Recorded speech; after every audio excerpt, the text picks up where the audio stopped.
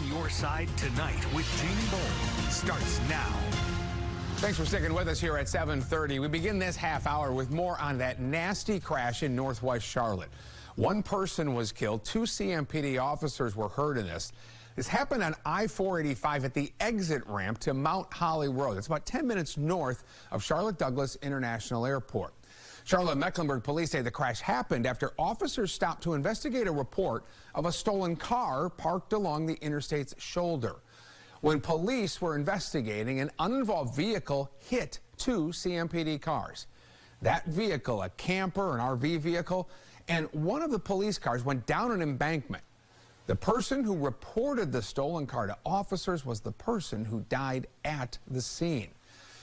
All this made us really think about the risks of being roadside on our highways. Tow truck drivers deal with that danger really on a regular basis. WBTV's Ron Lee spoke to a local driver about the biggest risk on the job. Tow truck drivers tell me that the rise of cell phones has made their job much more dangerous in just the past few years. Drivers will be checking their status, and by the time they look up, they're already in trouble. In the light of the fatal car crash Thursday morning, tow truck operators are highlighting the dangers of their jobs being in such close proximity to the roadways. Companies tell me it doesn't matter how many flashing lights they have or how close to first responders they get. The worry is the car barreling down the roadway if something happens, whether it be a medical problem or distracted driving, could wind up costing lives. But cell phones aren't the only problem. Paying too close of attention could be a factor too. People looking at the accident scene, trying to see something, and they actually will veer over towards that. It causes a big problem. Middleton tells me the best thing that drivers can do is to give them plenty of space to do their jobs, slow down, and pay attention. In Charlotte, I'm Ron Lee, WBTV. On your side. Really good advice, Ron. Thank you. Now, right now, we're still waiting to learn all the circumstances surrounding today's crash. But what happened today is a reminder, really, for all of us to be mindful on the road and to be aware of traffic laws that protect law enforcement officers and those who work along our highways. 2002 was actually the year the Move Over law went into effect here in the state of North Carolina. Let's talk about it. It requires us as drivers, if it's safe, to move 1 lane away from any law enforcement or other emergency vehicle that is stopped on the side of the highway. Now, if you can't move over, you do need to reduce your speed, which you should be doing even if you can move over. Now, according to the law, and emergency vehicles include the law enforcement vehicles. You got ambulances and fire trucks, NCDOT Safety Patrol. You've got IMAP trucks as well. Don't forget about NCDOT trucks, highway contractors, those tow trucks we were just talking about, and also utility trucks. When you see red lights, yellow lights, blue lights, or amber lights, you are to move over. Give a full lane for the first responders to work with. If you're not able to move over, the law requires you to reduce your speed. Trooper Robert Rogers with the North Carolina State Highway Patrol there. He says he has seen firsthand what happens when drivers don't follow this law. This law is personal to me. I've actually been hit twice in Charlotte, once back in 2018 and again in 2020.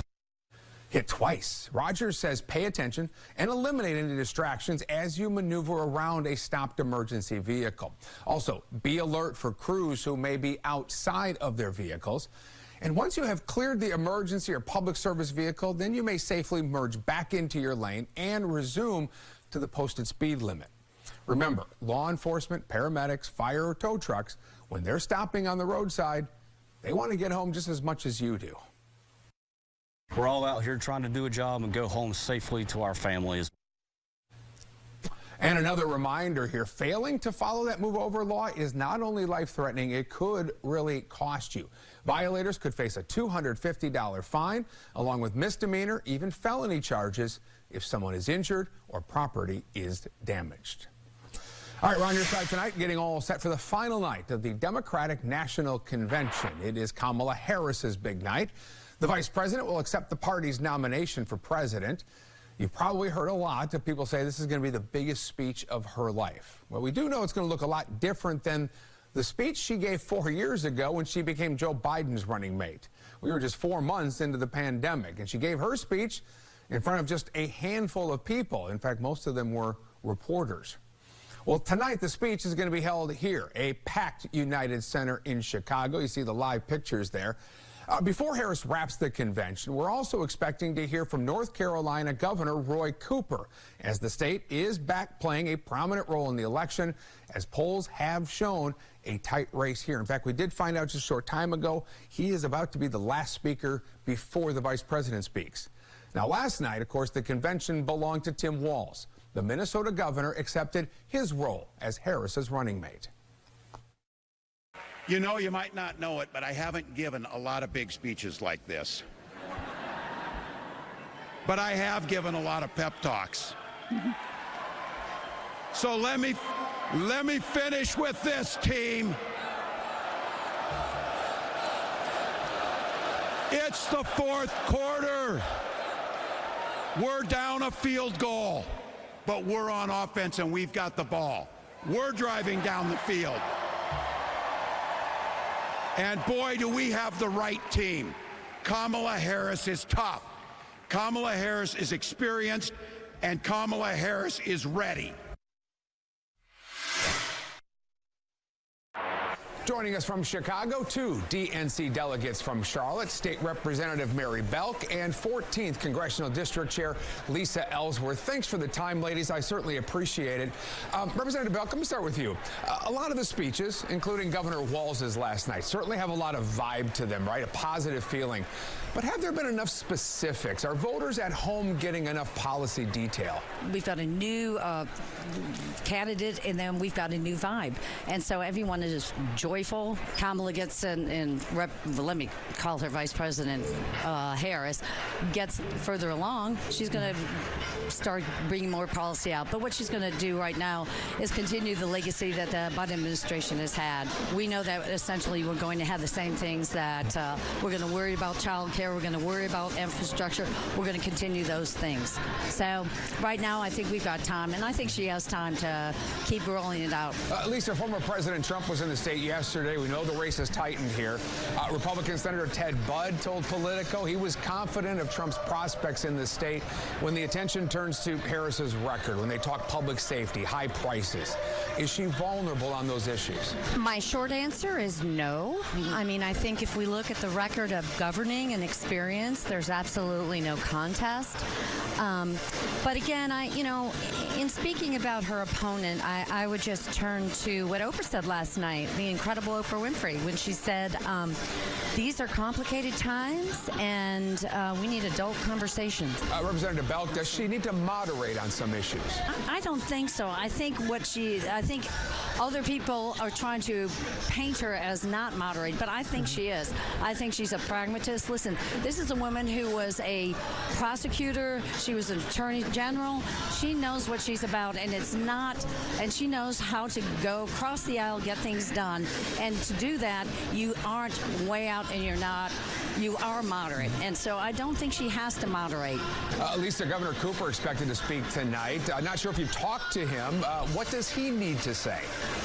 Well, I've run into Governor Cooper at the convention, and we run into him pretty regularly in North Carolina. I'm a big fan, and I don't know he hasn't shared with me the specifics of what he's going to say, but I'm sure he's going to make the case that Kamala Harris and Tim Walz are an absolute gift to the American public, in my opinion, and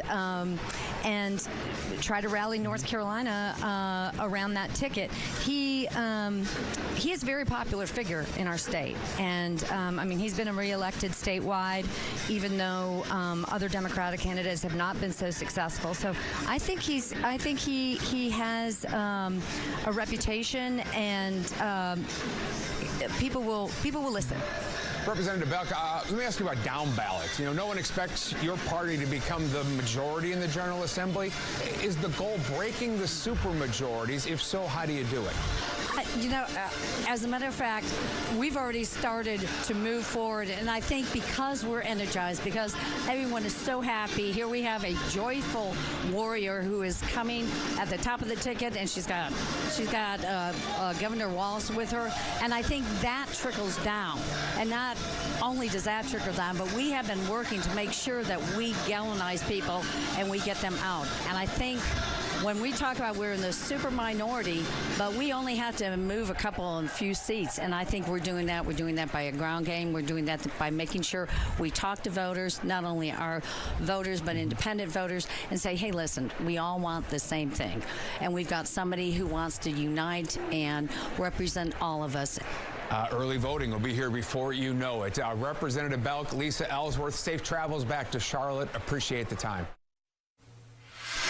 All right, we're on your side tonight, inching closer to fall. Hey, Rachel, we're hearing about changes coming to how we get cold weather alerts. Explain this. What do folks need to know about it? Yeah, I know we're not technically cold yet, but the upper 50s were here this morning, right. And of course we're expecting that again tomorrow morning, and later down the road it's going to get colder, and we're going to start to get those frost and freeze alerts. Well, there's some changes to those that the National Weather Service is going to be implementing for the fall of 2024, looking ahead to the winter. And this is not only locally, this is going to be regionally, even nationally. This is all to create a clear and simple way to effectively communicate when it's really, really cold outside. So let's talk about some of the alerts that are going to be changing up. So we've got extreme cold alerts already and wind chill alerts. Those wind chill advisories, those types of things, those are going away, the wind chill alerts, and all of that's going to be consolidated together into extreme cold watches, warnings, and now instead of a wind chill advisory, it would be a cold weather advisory. So that's going to be a little different than what we've been used to. They just want to be able to say cold is cold without even factoring in the winds. It's just a simpler message that you can get out to the people a little bit better. There's going to be another freeze alert change up that I think that we'll want to know about. Hard freeze and freeze alerts exist right now in tandem.